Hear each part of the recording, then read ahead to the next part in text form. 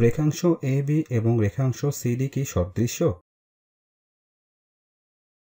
এখন দেখি এখানে কি আছে। AB হচ্ছে একটি রেখাংশ আর CD হচ্ছে এই রেখাংশটি। AB এর দৈর্ঘ্য হচ্ছে 1, এটা 2 থেকে 3 পর্যন্ত যায়।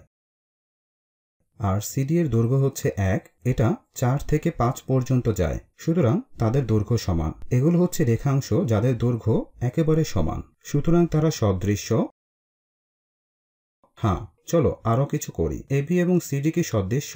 এটা অবশ্য দেখেই বলে দেওয়া যায় AB CD এর থেকে অনেক বড়। AB এর দৈর্ঘ্য হচ্ছে 4, এটা ঋণাত্মক 5 থেকে ঋণাত্মক 1 পর্যন্ত। CD এর দৈর্ঘ্য হচ্ছে 1, এটা 1 থেকে 2 পর্যন্ত। সুতরাং তারা সদৃশ্য না, তাদের দৈর্ঘ্য ভিন্ন।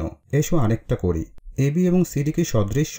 দেখা যাক। AB এর দৈর্ঘ্য 2, এটা ঋণাত্মক 1 থেকে 1 পর্যন্ত। CD এর দৈর্ঘ্য 3, সুতরাং তারা সদৃশ্য নয়।